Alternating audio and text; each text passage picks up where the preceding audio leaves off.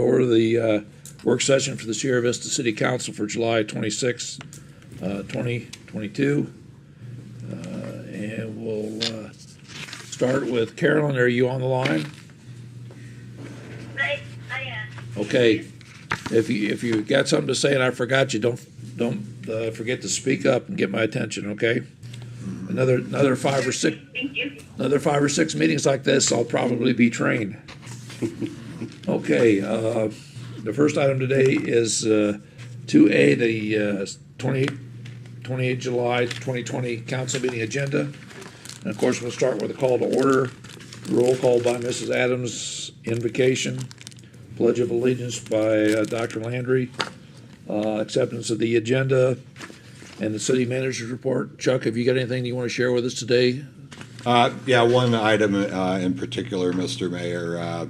David just provided me some relatively good news with regards to your public safety retirement system status financially. And I'm pleased to report that the police,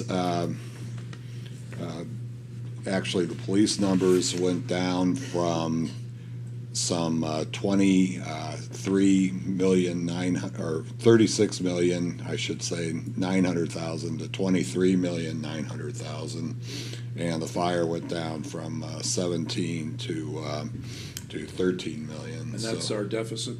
Yeah, so the combination of those two would be our total remaining liability. So we're moving in the right direction. Very much so, and those are pretty dramatic figures. And while your financial policies that the council implemented certainly helped, the biggest contributor to that, of course, was the high investment returns from last year. So, of course, this year doesn't look as promising with regards to that. So there's going to be fluctuations, but it shows how dramatic the numbers can change depending on the investment performance of the fund. And that's what got the funds in the problem before us, was the lack of performance on what they were invested in. That's correct. Correct. That's good news.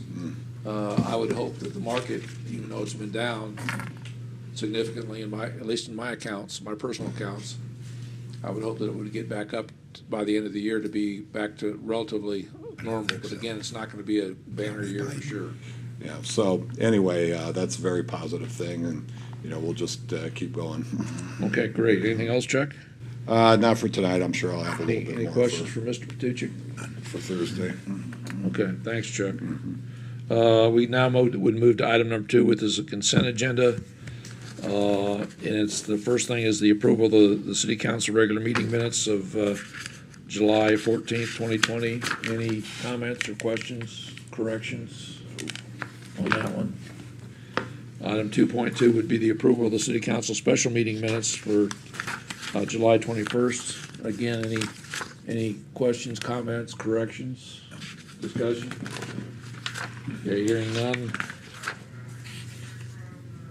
Okay, then we go to item 2.3, which is discussion of possible action designating Mr. Felix as the financial officer. And if I remember right, we were required to do that. This is the second time we've done this. This is a new requirement. David, why don't you come and tell us, give us a little background to refresh our memories. Mayor, members of council, actually this is the third time. We have to do this every year. The first year they told us we could do a blanket resolution, and then the next year they said, no, you can't. But it does designate who will be signing the expenditure limitation report at the end of the year. And it is required to specifically name a person every year and does not allow you to just say the CFO indefinitely or me indefinitely. So this is an annual part of the process now. Okay, questions? All right, so we meet procedures. Thank you, David. Lucky you. Okay, public hearing item number 3, and it's a liquor license application. Mrs. Adams.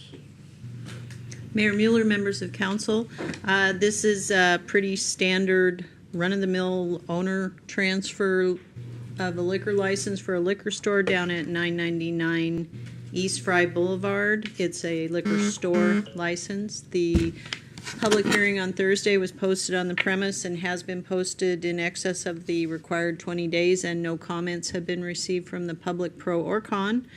And the background check by the police department raised no red flags, and they have no objection to this moving forward if passed on Thursday. Thank you, Mrs. Adams. Any questions or discussion? We just voted on this one for Mr. Kim, right? So he's transferring it to the same place. About 5 months ago? Yeah. It's fairly common that ownership changes with the convenience stores, the gas stations, and some of the restaurants in town, yes. It'll be a regular thing. Okay. All right, then we'll move on to item number 4. And this is a annexation proceeding. Mr. Fisher, will you brief us, please?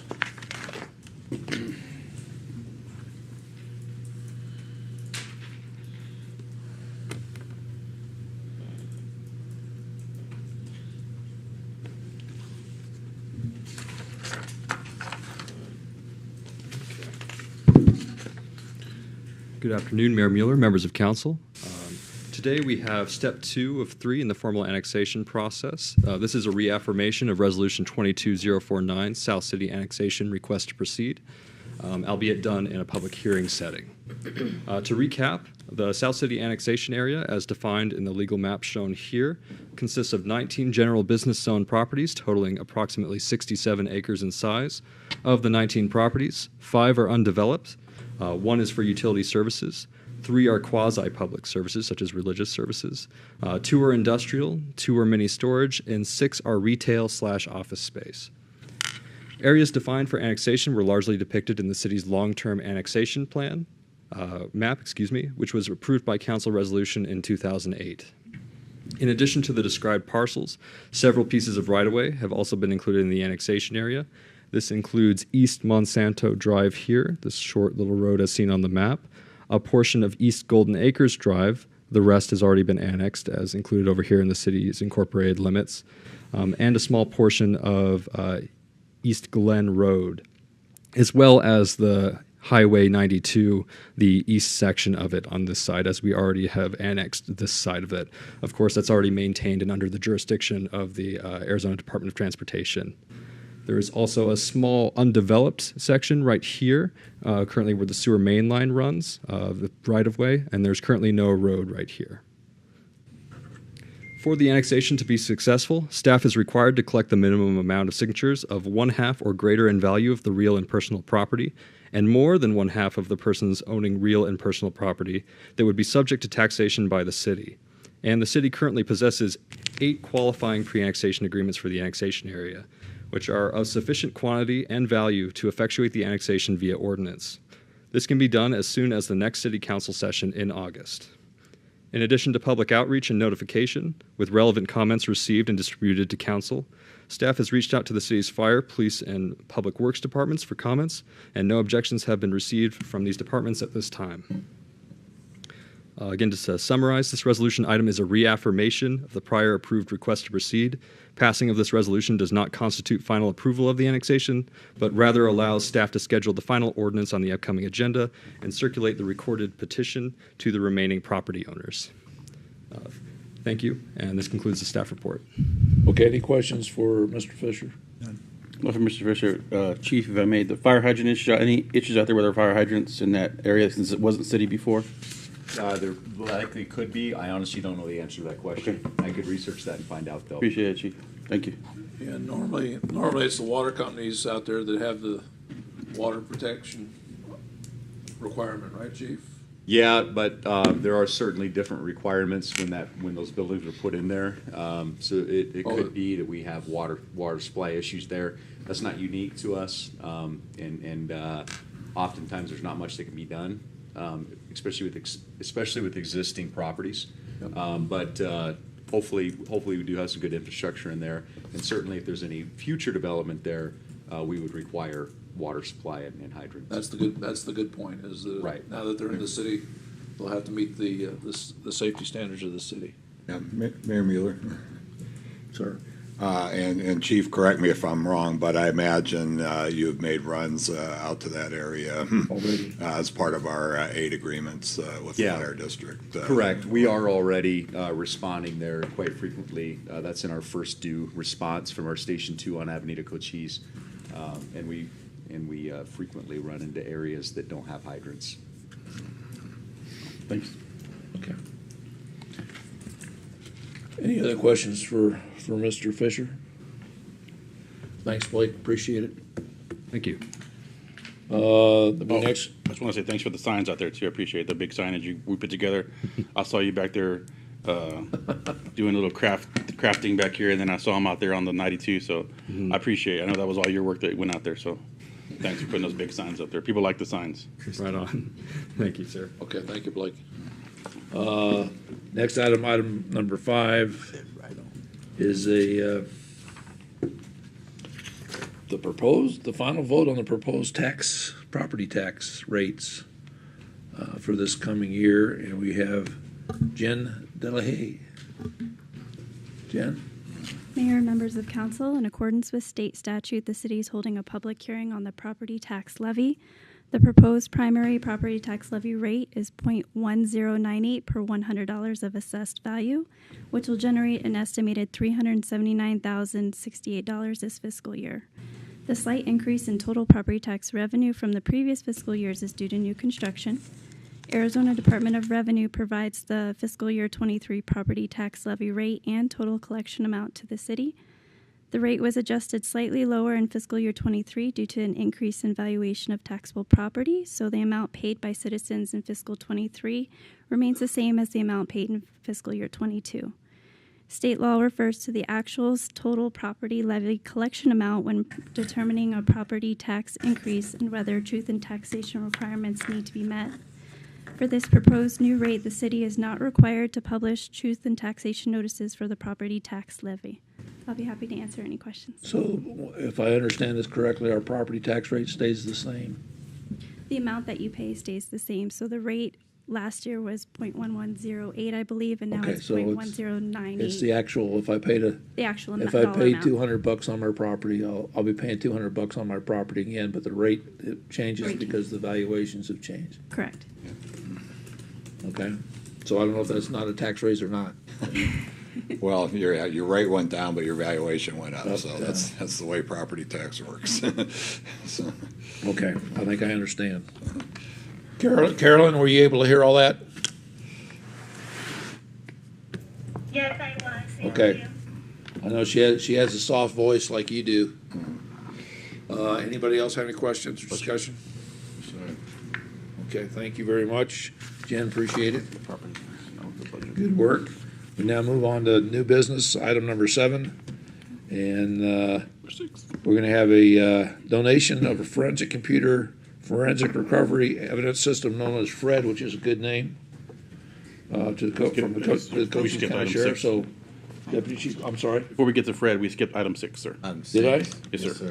The budget. Budget. It's on the top of the other. Okay, page. I was seeing Jen on both of them. Sorry, Jen. That's why she stayed up there like- listening. I was prepared. She could probably tell you about Fred, but Final budget, No Jen. budget. You got it, So, darling. following the public hearing, the resolution before the council today is for the adoption of the fiscal year 2022-2023 operating budget for the city, the final amount being $204,417,694. The tentative budget, as well as all state budget forms, have been posted on the city's website. We have received 2 public comment emails from citizens with out-of-state addresses. One email simply stating good, and the other said information. So I'll put those up in the reading room for you to look at. For the final step in the budgeting process, council will meet on August 11th, 2022 at 5 p.m. to vote on the primary property tax levy for fiscal year 23. And I'll be happy to answer any questions. So the second one said information. It just, That's it all it didn't say said. request information No, or? it said address New York, state New York, and then just in the body it just said information. Well, that's curious. They Okay. played off of each other. It Mr. kind of Mayor. looked like a Good spam, information. but Okay, spam. Okay, I got you. Okay. they go together. They go together. They played off each. They called each other. Good information. there you got. Yeah, Yes. well, nice they shared it with us. Questions or discussion for Ms. Delay, Mrs. Delay? Anybody? Okay, well, now I guess we're done, Jen, thank you. Thank you. Now we'll move on to Fred. Yeah. And Deputy Chief, if you'd enlighten us, please. Yes, thank you, Mayor. Members of council, the FRED is our forensic system that's used for obviously computer forensics, often sexual-based crimes. This system we've had since 2010 was purchased with civilian grant money.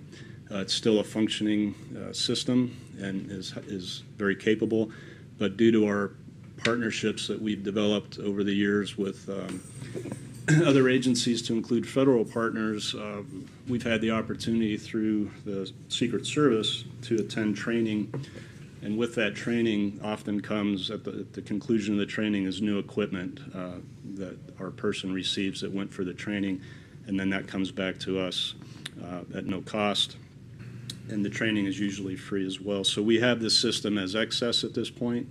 And again, as I said, it's functional, and Cochise County would be able to use that and help progress their abilities in the area of computer forensics. So we'd like to donate that to them. Yeah. Subject to any questions. Questions? Yes, sir. Oh, thank you, Mr. Mayor. I was just wondering, are they going to need training on it also, or will the districts will provide it? Will that help them with the, or do they have one, I guess, also? I'm not sure what level of training they have, but they do have detectives with some basic training on use of those types of systems. So if need be, I'm sure our detective that specializes in that could help them out as well. Thank you. Yeah, it's great to hear that the system is still functional, and that we're able to share that with them, for them to be able to still continue to get use out of it. So that's great. Yes, I agree. Okay. Anything else? Thanks, Chief. Appreciate it. Thank you. Now we go on to item number 8, and it's the discussion and possible action on resolution amendments to the personnel rules and regulations. Mrs. Fleming. Fun stuff. All right, Mayor and Council, this afternoon for you, I have one request for your consideration to make an amendment to the current personnel rules and regulations. This involves the residency requirements for take-home vehicles for public safety, specifically the sworn police officers. So when we adopted the rules in 2019, we have the 15-mile residency requirement from the corporate city limits to have a take-home vehicle. We see that we're in a time period right now where we would like to have more flexibility and to remove the 15-mile requirement. It's been a couple of years now that the state of Arizona enacted a statute that you can no longer require police officers to live in your city.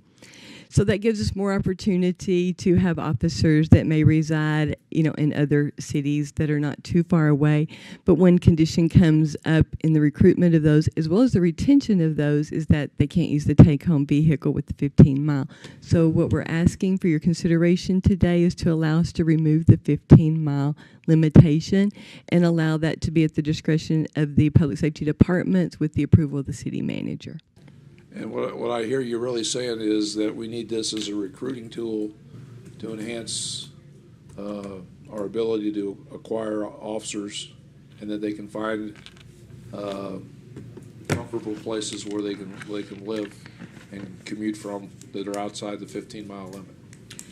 Yes, sir. So the next question is, are we still going to have a mile limit, or is they got to be in Cochise County, or what's it going to say? So it's within their department policy and at the discretion of the city or the police chief with the approval of the city manager. So it's asking basically for case by case basis. So if Officer X wants to run a chicken ranch up in Benson, yes, he can basically drive back and forth to Benson as long as the city manager and the police chief have agreed to it. Yes, sir, that is correct. It is a policy that's asking for that type of flexibility. Okay, I think I understand it. Anybody else have any comments or questions? What section is that, Ms. Fleming? That is Rule 3, Section 2, Residency, page 20. Okay. There's also language on page 18 in Rule 2, but the actual change is coming in Rule 3. Okay. Thank you. Yes, so you see amendments there 2 times. We're actually just cleaning up some language in regard to residency Right. there. It's only the one change. Okay. And does it apply to any other, could it apply to any other city employee that we're having issues with retention check? Or just police? Well, Mr. Mayor, members of the council, right now, we're looking at public safety, police, to a lesser extent, fire, and we're not really looking to extend that. Obviously, for administrative personnel, there's really no reason to have a take-home vehicle. I just want to make sure you looked at that and thought about that. That's why I asked the question. Okay, anybody else? Comments? Okay, well, thank you very much, Ms. Fleming. Thank you. Of course, we'll end the meeting with call to the public, comments and requests of council, and then the adjournments. The next item up on our agenda today is a report on trips, report on recent trips and future meetings. And I've got nothing to report. Have we got anything on the schedule for work sessions, Ms. Yarborough? Thank you, Mr. Mayor. Your legislative update is scheduled for August 23rd at the work session, and I am aiming for your commission discussion to happen on September 13th. That's your first work session in September. Okay. Anybody else have any meetings or things they want to report? No, sir. We did, of course, you did get the notice from Jill on the selection of the replacement on the council, so you know the dates. Just let the people know that we had 11 people apply. I think that was the number. Yes. And we took time last week to go through in depth the items that were submitted in the resumes and had a discussion. And we whittled the 11 number down to 4, so we'll be meeting with them in the near future to appoint a replacement on the Sierra Vista City Council. So we're in the process, and we're following all the instructions as per the ordinances and the state law. So that's going on. Anything else? Anything else on this item? Future discussion items and council requests? Any at this time? I don't see anything. Carolyn, you good? Yes, I am. Thank you. Okay. Well, I want to thank everybody for being here, and we'll be here on Thursday evening at 5 o'clock. We have a couple of public hearing items. It would be nice if we had some public. I see we got some today, which is great. But all the items that we talk when we're talking taxes and that kind of thing and budget, those are very important things to hear from the public on. So I would encourage people to attend if they've got something to share with us. That being said, seeing nothing else before the council, meeting's adjourned. Thank you for